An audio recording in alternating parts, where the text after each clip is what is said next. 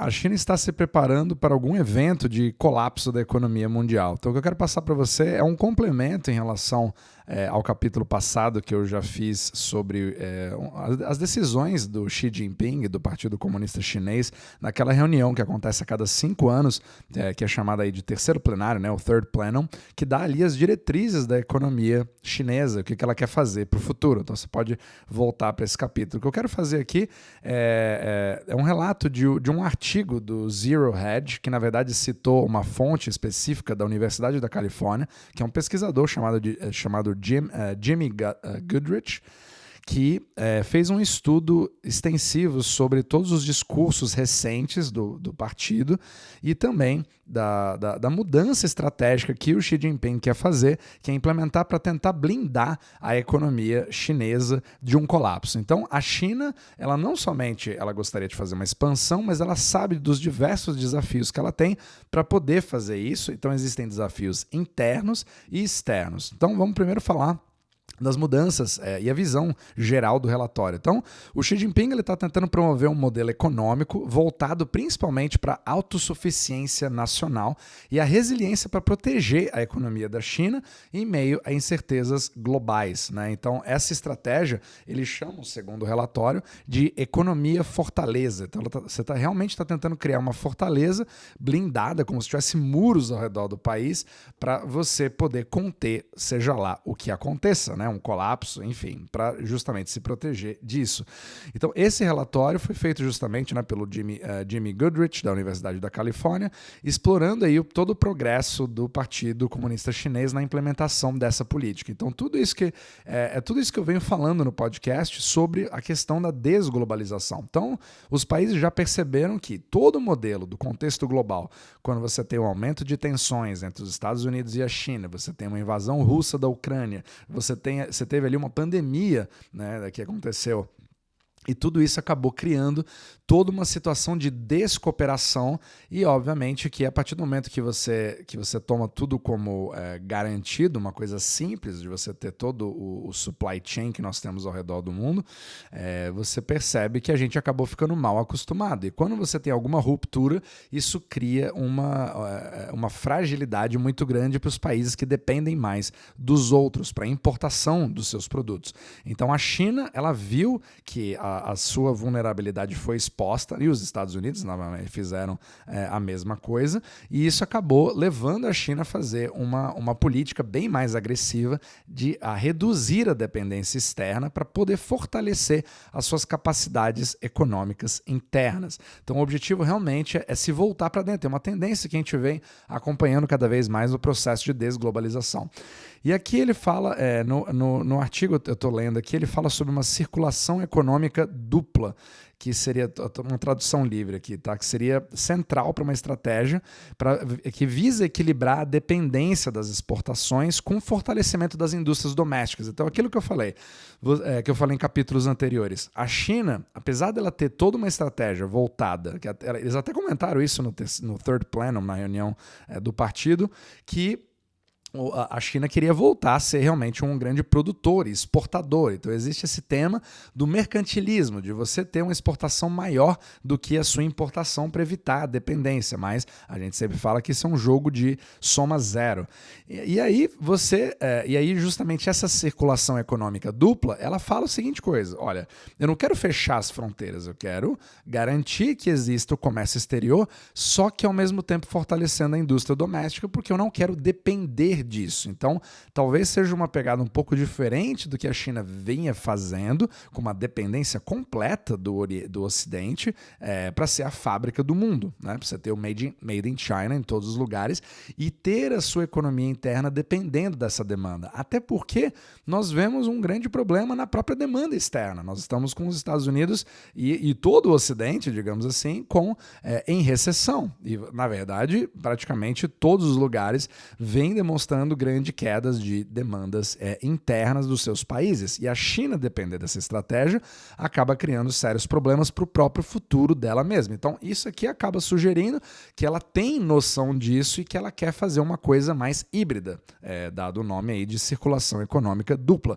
E obviamente que tudo isso, quando você pensa em todo o formato da globalização que veio acontecendo até agora, ela exigia um certo acordo, que querendo ou não, aquele fato de os Estados Unidos tendo bases militares em todos os lugares possíveis e imagináveis, isso acabou, por bem ou por mal, independente da sua opinião, isso trouxe como uma das vantagens o livre comércio em vários lugares que são hoje considerados como bastante sensíveis e que hoje tem muito mais presença de conflitos do que se tinha antigamente, porque você percebe essa retração cada vez maior militar dos Estados Unidos. Então, aquele problema do canal de Suez, né, do canal vermelho, todas aquelas coisas que acabam criando uma série de problemas, imprevisibilidade, preço de container, frete mudando, né, o tempo de transit time de containers para poder chegar com mercadorias, e tudo isso acaba criando cada vez mais fragilidades no sistema de supply chain global. Então, a China está com uma política cada vez mais alinhada de segurança nacional, focando numa segurança alimentar e energética, robustez das cadeias de suprimento e mobilização de defesa civil no desenvolvimento de reservas estratégicas para poder se preparar para cenários, entre aspas, extremos. Então, eu já vi vários comentários em vídeos passados, né, falando que a China está literalmente se preparando para uma guerra. Então, isso acaba sugerindo, evidenciando nesse lado também.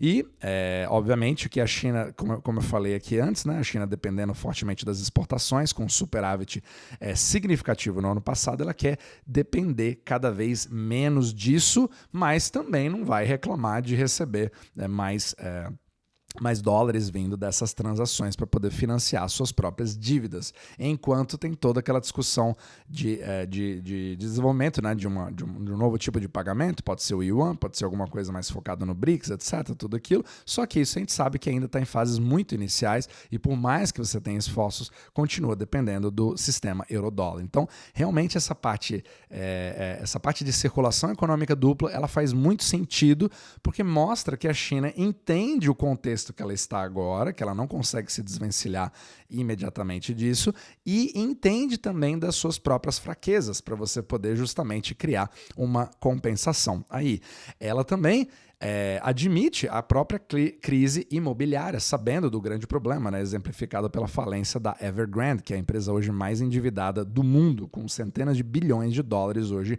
em dívida. Então isso exige uma reforma estrutural e um reposicionamento da China, justamente para poder, no pensamento chinês, né, de superar os Estados Unidos como a maior economia do mundo, só que o próprio relatório mostra que isso acaba sendo bastante questionado, que mesmo que você tenha previsões indicando que isso possa ocorrer, sempre também tem previsões que mostram que isso pode retrair, dependendo de como fica o cenário, principalmente quando você tem uma interdependência dos próprios Estados Unidos. Então a gente sabe, né, quando você vê as análises do Louis Gave, né, que é um dos caras que eu sigo bastante, ele é muito focado em China, que eu já falo bastante nesse podcast, ele vê que a única forma viável que a China percebe no longo prazo para você se desvencilhar do mundo desenvolvido, é você criar investimentos cada vez maiores no mundo dos países emergentes. Mas, ao mesmo tempo, os países emergentes também estão com uma série de problemas eles mesmos, percebe? Então,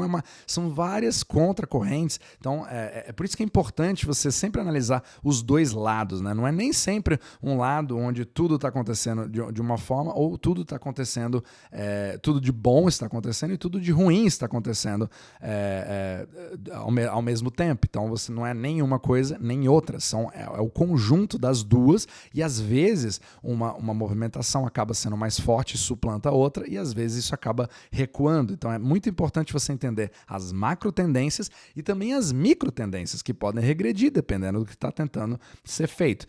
Teve até, não sei se eu consigo pegar aqui, mas mais um artigo, teve até um gráfico que eu vi recentemente mostrando ali os investimentos que a China vem focando cada vez mais. Acabei de abrir aqui, baseado num estudo da FDI Markets. Então a China está muito mais focada com investimentos externos na Arábia Saudita, na Malásia, no Vietnã, no Egito, Marrocos, Cazaquistão, Indonésia, Argentina, até surpreendentemente, e a Sérvia e o próprio México. Então tudo isso é muito interessante para você ver que são países aí que não estariam no radar das pessoas, mas que mostram vários focos para o sentido, né, do que está está sendo dado para o programa do Belt and Road de desenvolvimento chinês. Então você percebe que a China ela é um superlativo de tudo quanto é coisa que está sendo feito ao mesmo tempo. Então você teve a reunião do Third Plenum, agora você vê aí esse estudo mostrando claramente o posicionamento que a China quer ter,